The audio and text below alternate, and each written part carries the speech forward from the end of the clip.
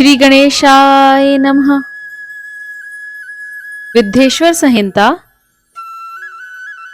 पृथ्वी आदि से निर्मित देव प्रतिमाओं के पूजन की विधि, उनके लिए नैवेद्य का विचार, पूजन के विभिन्न उपचारों का फल, विशेष मास, वार, तिथि एवं नक्षत्रों के योग में पूजन का विशेष फल तथा लिंग के वैज्ञानिक स्वरूप का विवेचन। ऋषियों ने कहा, साधु शिरोमणे, अब आप प्रतिमा की पूजा का विधान बताइए जिससे सभी वस्तुओं की प्राप्ति होती है। सूत जी बोले, महर्षियों, आप लोगों ने बहुत उत्तम बात पूछी है। प्रतिमा का पूजन सदा संपूर्ण मनोरथों को देने वाला तथा दुख का तत्काल निवारण करने वाला है। मैं उसका वर्णन करता हूँ, आप लोग ध्यान देकर सुने। पृथ्वी आदि की बनी हुई देव प्रतिमाओं की पूजा इस पृथ्वी पर अभिष्ट दायक मानी गई है। निश्चय ही इसमें पुरुषों का और स्त्रियों का भी अधिकार है। नदी, पोखर, कुएं में प्रवेश करके पानी के भीतर से मिट्टी ले आएं, फिर गंध चूर्ण के द्वारा उसका संशोधन करें और शुद्ध मंडप में रखकर उसे महीन पीसें और सानें। इसके बाद हाथ से प्रतिमा बनाएं और दूध से उसका सुंदर संस्कार करें। उस प्रतिमा में अंग प्रत्यंग अच्छी तरह प्रकट हुए हों तथा वह सब प्रकार के अस्त्र शस्त्रों से संपन्न बनाई गई हो। फिर उसे पद्मासन पर स्थापित करके आदर पूर्वक उसका पूजन करें। गणेश, सूर्य, विष्णु, दुर्गा और शिव की प्रतिमा का, शिव का एवं शिवलिंग का द्विजों को सदा पूजन करना चाहिए।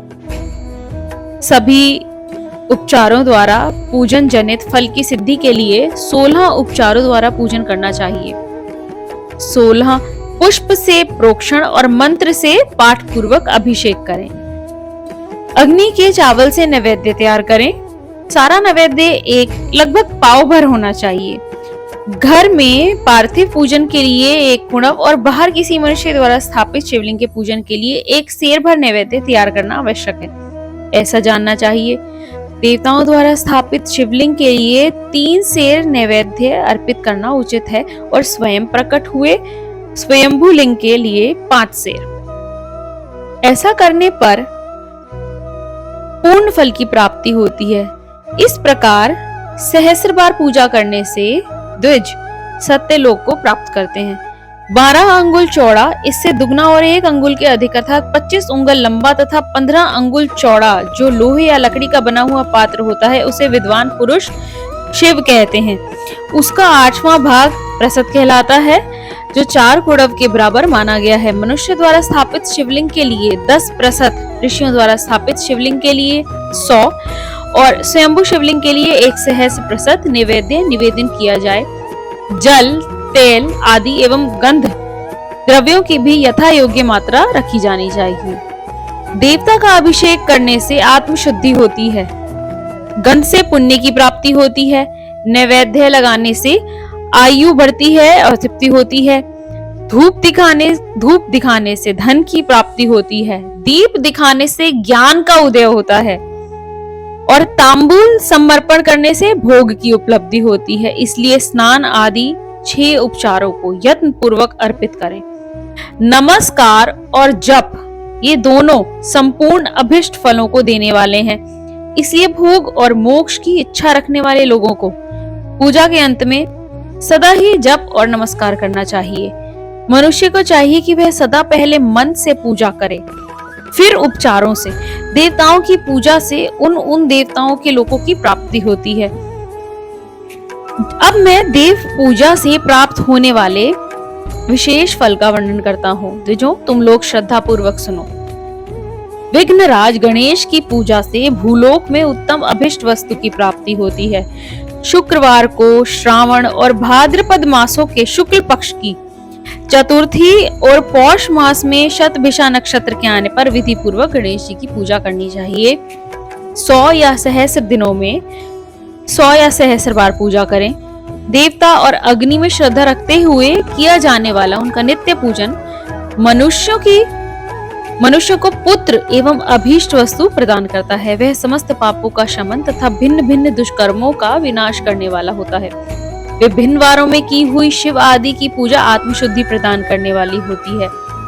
वार या दिन, तिथि, नक्षत्र और योगों का आधार है, समस्त कामनाओं को देने वाला है, उसमें वृद्धि और क्षय नहीं होता, इसलिए उसे पूर्ण ब्रह्म स्वरूप मानना चाहिए। सूर्योदय काल से लेकर सूर्योदय काल आने तक एक वार की तिथि मानी गई है, जो ब्राह्मण आदि सभी वर्णों के कर्मों का आधार है।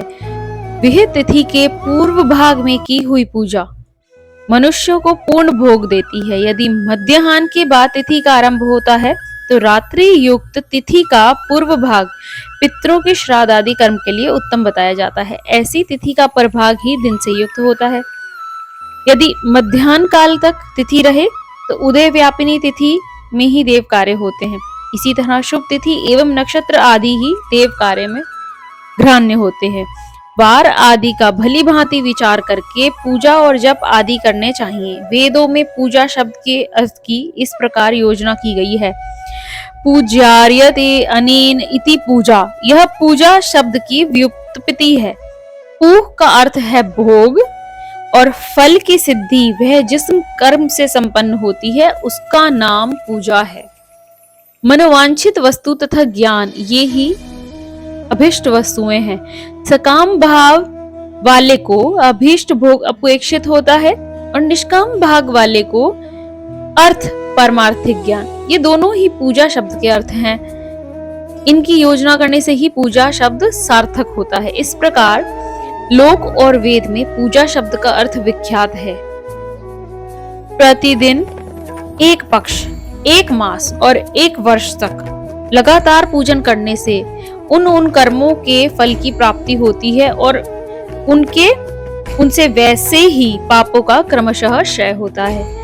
प्रत्येक मास के कृष्ण पक्ष की चतुर्थी तिथि को की हुई महागणपति जी की पूजा एक पक्ष के पापों का नाश करने वाली होती है और एक पक्ष तक उत्तम भोग रूपी फल देने वाली होती है। चैत्र मास में चतुर्थी को की हुई पूजा एक मास तक किए गए पूजन का फल देने वाली होती है और जब सूर्य सिंह राशि पर स्थित हो उस समय भाद्रपद मास की चतुर्थी को की हुई गणेश जी की पूजा एक वर्ष तक मनोवांछित भोग प्रदान करती है।